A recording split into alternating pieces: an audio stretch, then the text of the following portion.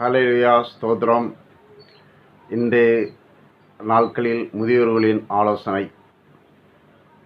நான் ஒரு முறை என் தொழில் விஷயமாக பெட்டு செய்வதற்காக ஒரு கஸ்டமர் வீட்டில் உட்காந்து சோபா ரெடி பண்ணி கொண்டிருந்தேன். அந்த நேரத்தில் அவங்க 2 பேரும் வயசான பிராமண கம்யூனிட்டியை சேர்ந்தவங்க, நல்ல அன்பானவங்க. ஸோ எல்லா சமுதாயத்திலும் நல்லவங்க கெட்டவங்க இருப்பாங்க. அவங்க எனக்கு பிடிச்ச ரொம்ப நல்லவங்க. அவங்க தங்களுடைய மனைவிகிட்ட வந்து நான் ஒர்க் பண்ணுற நேரத்தில் வயசானவங்கக்கிட்ட பேசிக்கிட்டே இருக்காங்க. அதாவது அவங்க இருக்கிற நாள்லேருந்து 3 மாதம் கழித்து ஒரு ஊருக்கு டூர் போகிறாங்க. அந்த டூரில் என்னென்ன நடக்கணும், எங்கெங்கே போகணும், எங்கெங்கே ட்ரெயின் புக் பண்ணுறோம், என்னென்ன செய்ய போகிறோங்கிறத பேசிக்கிட்டே இருக்காங்க. எனக்கு ஒரே ஷாக்கு. என்னடா இன்னைக்கு டேட்லேருந்து 3 மாதம் கழித்து ட்ரெயின் புக் பண்ணியிருக்கேன். சரி, ஓகே. அன்னைக்கு யார் யார் வீட்டுக்கு போகிறோம், எந்தெந்த ஊருக்கு போகிறோம், என்னென்ன பண்ண போகிறோன்னு பேசிக்கிட்டே இருந்தோடனே எனக்கு அப்படியே பார்த்துட்டு இருந்தோடனே ஒரு அதிசயமாக பார்த்தேன். அந்த அம்மா, என்ன டேவிட் பார்க்குறீங்கோ அப்படின்னு கேட்டாங்க. உடம்பு சரியில்லாமல் இருக்காங்க, நர்ஸ்லாம் போட்டிருக்காங்க. இல்லைம்மா, உங்களை பார்த்தா எனக்கு அப்படியே அதிசயமாக இருக்குமா.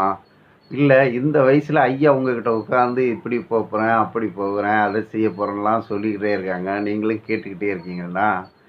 போகிறவர் சொன்னார், டேவிட், நாங்கள் உழைக்கிற காலத்தில் ஓடி ஓடி உழைச்சிக்கிட்டே இருந்தோம். இப்போ ரிட்டையர்ட் ஆகிட்டோம், எங்களுக்கு பென்ஷன் வருது, வீட்டில் அமைதியாக இருக்கிறோம். என்ன பேசுகிறது, அவங்ககிட்ட சும்மா இருந்தால் எப்படி? எதையாவது நினைவுபடுத்திக்கிட்டே இருக்கணும், அதில் ஏதாவது எங்களுக்குள்ள பழைய சந்தோஷங்கள் வரும், இப்படி நினச்சிக்கிட்டே இருக்கோம் அப்படின்னு. ஆமாம், உங்களுடைய நல்ல காரியங்கள்லாம் எனக்கு பிடிக்குது.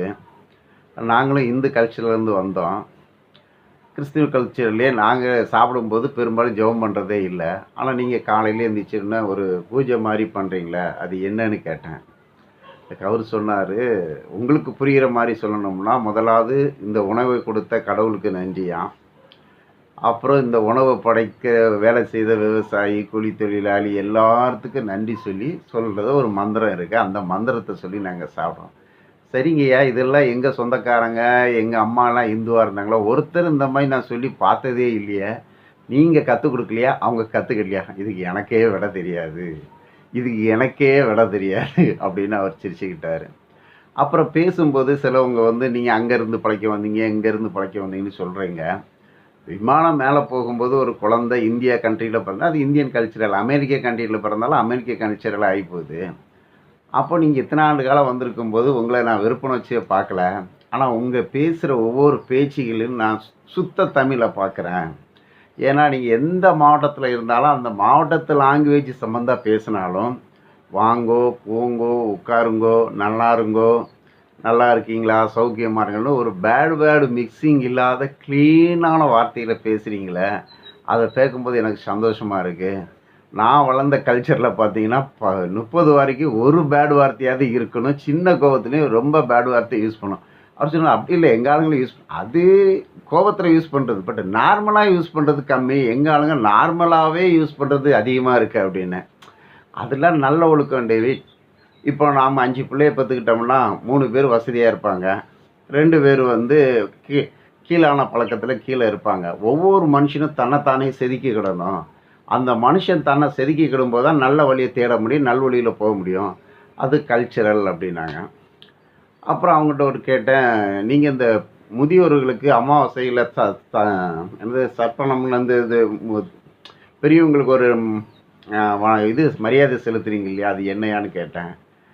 அது எனக்கு தெரிஞ்ச அளவுக்கு சொல்கிறேன். என்னுடைய அப்பா இறந்துட்டா, எங்களுடைய அம்மா இறந்துட்டாங்கன்னா அவங்களுக்கு நாங்கள் வந்து திதி கொடுப்போம். அப்போ தாத்தா பாட்டிகளுக்கு அதெல்லாம் கிடையாது. தன்னுடைய மகன் தன் தந்தைக்கு கொடுக்கணும், அது தாத்தாவுக்கு பாட்டிக்கெலாம் கொடுக்கறது கிடையாது. இதுதான் எங்களுடைய கல்ச்சரலு. அப்போது அதில் வந்து பார்த்தீங்கன்னா, அப்போ உங்கள் ரிலேஷன்ஸ் எல்லாம் எப்படிங்க அப்படின்னு கேட்டால், அதுக்கு தான் கடவுள் படைச்சி வச்சுருக்காரு இல்லையா. ஒவ்வொருத்தனையும் சண்டையை போடுவாங்கள்ல, எல்லார்ட்டையும் சண்டை இருக்கு இல்லையா. சின்ன சின்ன விஷயத்தில் எனக்கு பத்திரிக்கை வைக்கல, எனக்கு கூப்பிடலை, என்ன மரியாதை வைக்கல அப்படின்னு சண்டையை போட்டு போகிறாங்க. மனுஷனை படைச்ச கடவுள் கண், நாக்கு, மூக்கு, தண்டுன்னு படைச்ச மாதிரி இந்த சண்டையும் படைச்சி வச்சுருக்கான். சின்ன சின்ன சண்டைகளை போட்டுட்டு அவங்கவுங்க பிரிஞ்சு போயிடுறாங்க. அப்புறம் ஒரே இடத்துல சந்திக்கிறாங்க. இப்போ கிராமப்புறங்களில் பார்த்தீங்கன்னா குலதெய்வம்னு ஒன்று வச்சுருப்பாங்க, அங்கே எல்லாருமே வந்துடுவாங்க. சில இடங்களில் சமுதாய இடங்கள் இருக்குது, அங்கே வேறு ஆளுங்க போய் இடம் வாங்க முடியாது, விற்க முடியாது. இப்படி 1008 பிரச்சனைகள் இருக்கும். அவங்களுக்குள்ளேயே சண்டையை போட்டுட்டு இருப்பாங்க. உலகம் ரன் ஆகணும்ல, கோர்ட்டு ரன் ஆகணும், ஸ்டேஷன் ரன் ஆகணும், சண்டை தண்டை ரன் ஆகணும், கத்தி சண்டையாகணும், யுத்தங்கள் நடக்கணும். இதெல்லாம் நடந்துக்கிட்டு தானே இருக்குது, அதெல்லாம் நடந்துக்கிட்டே இருக்குது அப்படின்னு பேசிக்கிட்டே இருந்தோம். சந்தோஷமாக போய்கிட்டு இருந்துச்சு. இப்போ நான் எங்களுடைய ரிலேஷனை ஒரு ஆளை பார்க்க போனேன். அவங்க வந்து எங்கள் அப்பா வழி ரிலேஷன், ரொம்ப வயசானவங்க. ஒரு ஹாஸ்பிட்டலில் இருந்தாங்க. எந்த ஊருங்கன்னு கேட்டால் எனக்கு இந்த ஊர் அதுன்னு பார்த்தா கடைசியில் எங்களுடைய சொந்தக்காரங்களா ஆகுது. சரின்னு அவங்க வீட்டுக்கு கூட்டிகிட்டு போனாங்க. அன்பாக உபசரித்தாங்க. அவங்களோட பேசணும், பழகணும். நம்ம எத்தனையோ வீடுகளுக்கு போகிறோம். முதல்ல நம்மளை பார்த்து பயப்படுவாங்க. யாரோ என்னவோ ஏதோ ஏதாவது அவங்களால அசம்பாதம் நடந்துருமோன்ட்டு. அதுக்கப்புறம் ரொம்ப அன்பாக ஒரு சகோதரனை மாதிரியும் ஒரு சகோதரன் ஒரு சகோதரி மாதிரி நம்ம பார்ப்போம். நம்ம தொழில் வளரும். இது நம்மளை அங்கிள் நம்ம எங்கள் வீட்டில் செய்தாங்க, எங்கள் மாமா வீட்டுக்கு செய்யுங்க, சித்தப்பா வீட்டுக்கு செய்யுங்கன்னு செய்வாங்க. இது நம்ம தொழில் வளர்ச்சி. சொந்த வளர்ச்சியில் பார்த்தீங்கன்னா, நான் கிட்டத்தட்ட இன்றைக்கி 56 வயசில் அப்படி ஒரு சொந்தத்தை நான் பார்த்ததே இல்லை. அவங்களுக்கு கிட்டத்தட்ட 90 92 வயசு அவங்க இருக்கிறாங்க. அவங்கக்கிட்ட போய் சொன்னோடனே என்னுடைய பாட்டி பேரை சொல்லி அது எனக்கு அக்கா, எனக்கு சொந்தம், உங்கள் அப்பா என் சொந்தம், மாமான்னு சொல்லிச்சு அவங்க வீட்டுக்கு கூட்டிகிட்டு போய் அவங்க பேரன் பேத்தி எல்லாத்தையும் இன்ட்ரோடியூஸ் பேசி அங்கே பார்த்தீங்கன்னா ஒரு பெரிய டீமே இருக்குது. அப்போ நினச்சி பார்த்தேன், இதெல்லாம் ஏன் இப்படி பிரிஞ்சு போச்சுன்னா, இந்தியாவில் இருக்க எல்லாருமே சொந்தக்காரங்க ஏதோ ஒரு வழியில். ஒருத்தன் கருப்பாக இருக்கிறவன் சிவப்பாக இருக்கவனை திட்டுவான், சிவப்பாக இருக்கவன் கருப்பாக திட்டுவான், படித்தவன் படிக்காதவனை திட்டுவான், படிக்காதவன் படித்தவனை திட்டுவான். இப்படி மாறி மாறி மாறி மாறி இருந்தாலும் இந்த உலகம் ரன் ஆகிக்கிட்டே இருக்குது இல்லையா? கடவுள் எவ்வளோ படைப்புகளை படைச்சி வச்சுருக்காரு. அப்படி பார்க்கும்போது எங்களுடைய கோவிலுக்கு போனோம். நான் கிட்டத்தட்ட பல ஆண்டுகள் கழிச்சு. அன்னைக்கு இருந்த கோவில் இன்றைக்கி இருந்த கோவில் ரொம்ப மாற்றங்கள், ரொம்ப ரொம்ப மாற்றங்கள். அந்த பிள்ளைகள்கிட்ட போய் சொன்னேன், டேய் நானும் இதே ஊர் தானே அப்படின்ட்டு. அப்படிங்களா, எங்கே இருந்தீங்க, எங்கே வளர்ந்தீங்க, எப்படி இருந்தீங்கன்னா நான் பழைய நினைவுகள்லாம் எடுத்து எடுத்து சொல்லிக்கிட்டே இருந்தேன். அப்போ திடீர்னு பார்த்தா ஒருத்தர் தாடி வச்சுக்கிட்டு வயசானவர் மாதிரி வந்தார். அப்போது நானும் இந்த ஊர் தான், எங்கள் அப்பா பேர் இது, எங்கள் அண்ணன் பேர் இது, என்னுடைய பழைய பேரை சொன்னேன். ஓடி வந்து கட்டி பிடிச்சிக்கிட்டாரு. மகேஷ்ணா மகேஷ்ணா நீதானா, நான் தெரியலையா, நான் தான் செல்வின் அப்படின்னு சொன்னார். எனக்கு ஒரே சந்தோஷம். எப்போ இவ்வளோ பாசமானு சொல்லி உடனே அவர் வீட்டுக்கு கூட்டிகிட்டு போனார். எனக்கு காஃபி டீ எல்லாம் கொடுத்தாரு. அவங்க ஒய்ஃப்கிட்ட இன்ட்ரடியூஸ் பண்ணார். அப்புறம் இன்னொரு சொந்தத்தை போய் பார்த்தோம், இந்த இடங்களை பார்த்தோம், இன்னொரு இடத்துக்கு வந்தோம். அது பழைய ஆளுங்க. அவங்களையும் பார்த்தோன்னே, நீங்கள் இவங்க தானே? ஆமாம், உங்களை பார்த்தேன், உங்களை நினைப்பேன், உங்கள் வீடெல்லாம் இங்கே இருக்க அப்படின்னு நாங்கள் பேசிக்கிட்டோம். மலரும் நினைவுகள். ஓ, இதுதான் குலதெய்வமோ, இதுதான் குடும்ப சொந்தங்களோ, இதுதான் பந்தங்களோ.